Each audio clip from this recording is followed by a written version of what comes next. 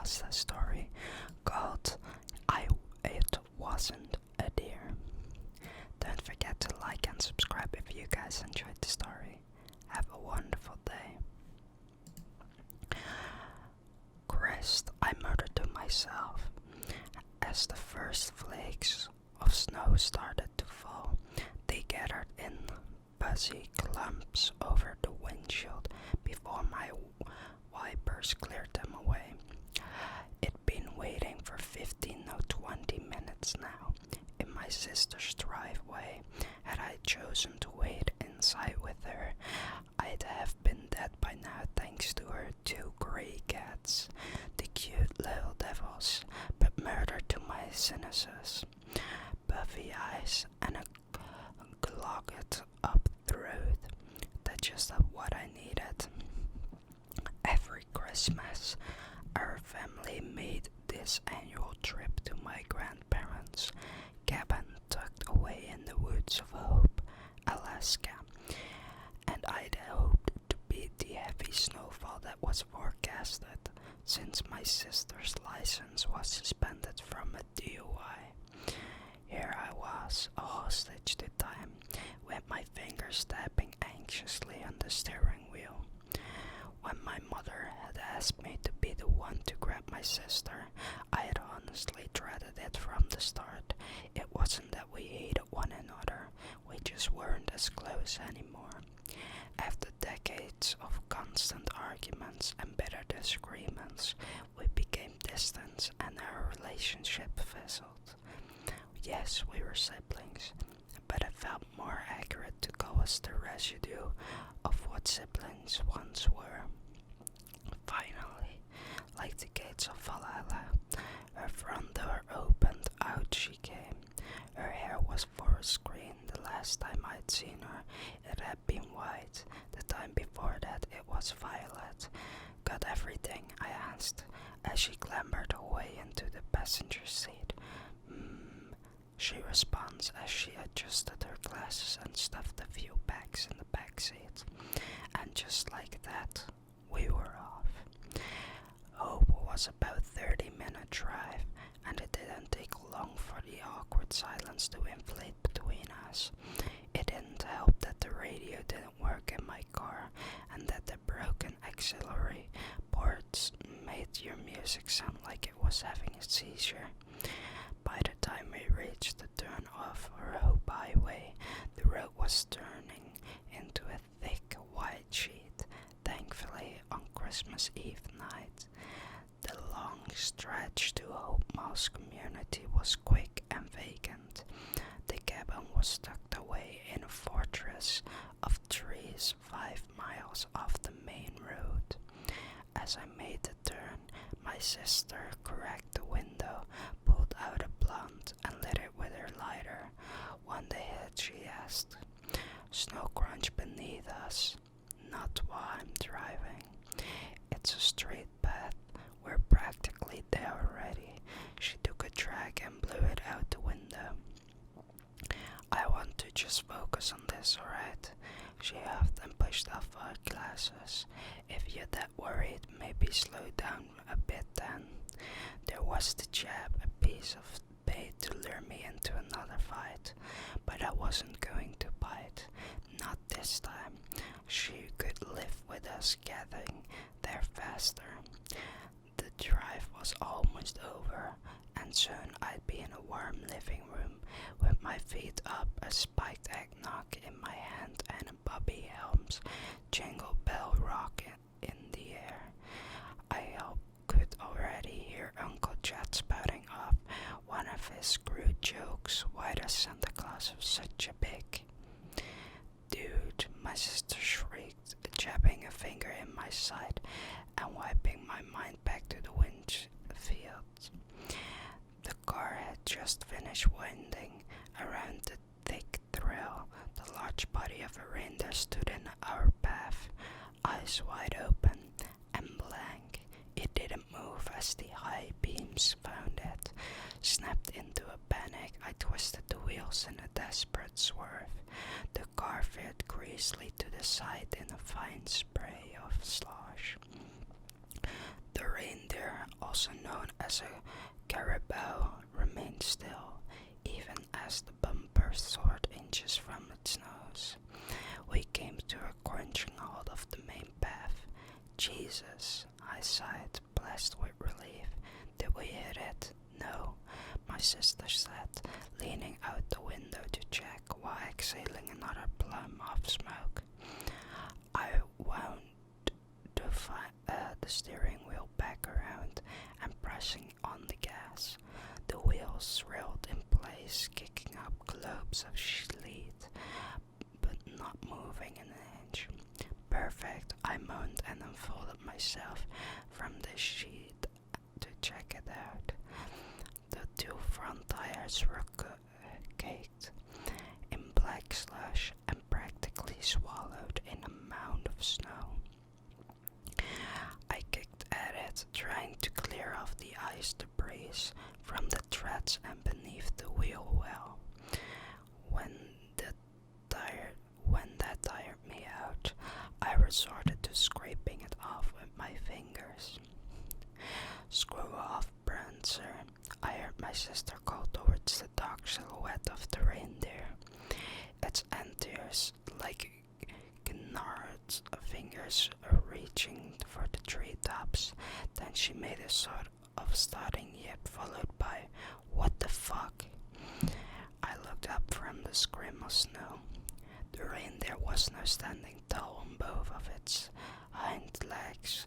It looked strange, like a silly caricature you'd seen in a kid's book.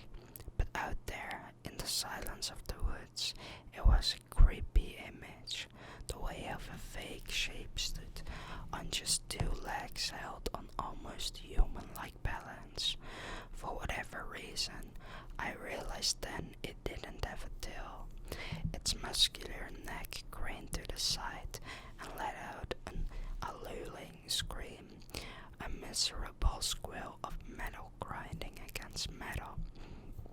My legs were ice sculptures, cementing me to the spot of the shriek, quieted to a succession of wet grunts. The reindeer dropped down to its original posture and stomped heavily, puffs off with white vapor and strings of snot vented with its nostrils. I was no hunter, but it didn't take a lot to tell me when a pissed off animal was about to charge. I leaped for the driver's seat, pulled the door open and slammed it shut just as the muffled thud of hooves reached me. Antlers scraped the door as the large body practically flew over the patch I had just been standing in. Fast, very fast. My sister screamed as the large bulk of its fame wound back around and charged again, this time scratching the headlights and submerging us in darkness. "Just go already," my sister hauled in my ear. "I'm trying, goddammit," I asked. The wheels continued to spin helplessly. We were trapped. The creature charged again, this time nailing the window. The cobwebs of crack bloomed near my sister's head. I searched for anything, literally anything, that I could use as a weapon. I was never really a gun enthusiast, but at that moment, I'd have shaved my head and joined the secular monks if it meant having a Glock in my hand right now and there.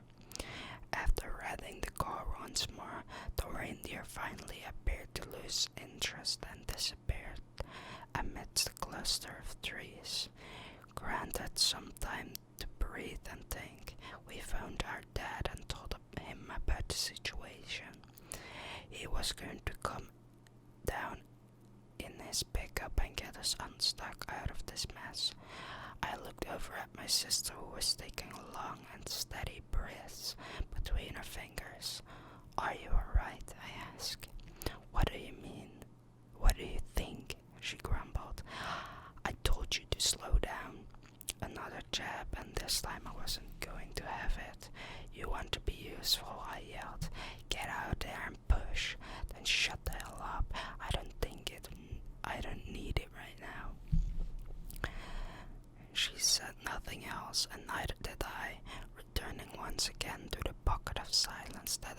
relationship succumbed to. The sooner Dad's headlights peeked in the distance, the better. Suddenly she rolled the window down. "What are you doing?" I asked. "Shh." She pursed her lips. "Just listen." Humoring her, I waited, and sure enough, the sound reached me too. The quiet voice of a little girl coming from outside. "Somebody," it whimpered. "I'm lost. Please help me. I'm lost." My sister unlocked the door and motioned to open it. I grabbed her wrist. "What are you doing?" She snapped. "There's someone out there. Just wait a second. It's weird, isn't it?" The voice continued to whine, choking between sobs and pleading for someone, anyone, to help her. I didn't like the way it sounded. The same lasting drawl between words, the same weeping sounds, like someone was hitting repeat on a speaker. Something wasn't right, and my instincts were hoisting red flags left and right. Then my sister looked at me, and her expressions warped into shock. She flung back, pinning both shoulders against the interior. Things that sounded like words bubbled up but didn't quite make it out of her throat. I turned and saw what was looking at me. It had the face of a man, surrounded by the model fur of a caribou body. The skin was mottled brown color, wounds tightly around its long skull. The old crinkled leather snowflakes landed upon its wide, expressionless eyes and melted into the dark membranes of its pupils. It circled the car, bobbing its antler and fogging up the windows as it peered inside. My heart shook the walls of my throat. I locked eyes with my sister, unable to say anything behind the sheer disbelief. I should have grabbed my phone, snapped the photo, recorded the video, anything, but my thoughts were jangled. It then let out some horrible scream, but I didn't see its tight concert lips open. The sound was coming from its neck, small flesh orifices flapping open like mouths, where converted the high-pitched shrills into the mimic cry of a little girl. "Help me, I'm lost, help me." Headlights glazed the area. My father's pickup came into view, paving its way down the path. The reindeer, or whatever the fuck it was, ran off, vanishing once again into the snow-covered thicket. Nobody believed us. Why would they? If anybody had told me that story, I would have assumed they were hopped up on some crazy psychedelics. But the reality of what I saw was cold, and it's something I still, to this day, can't fully swallow. Instead of sleeping that night, my sister and I did some research that led us to the myth of skinwalkers, beings of some sort capable of mimicking voices and disguising themselves as animals to lure people into the woods. After reading other accounts, there wasn't a doubt in my mind what we'd witnessed out there. Every so often that night, I'd stare out of the window and eye to the yard, wondering if I'd see that leathery face watching it from the tree line. Neither I nor my sister ever made the trip again, much to the frustration of my family, but there was a silver lining. She and I have never been closer. I hope that you guys enjoyed the story. Sweet dreams. Don't forget to like and subscribe.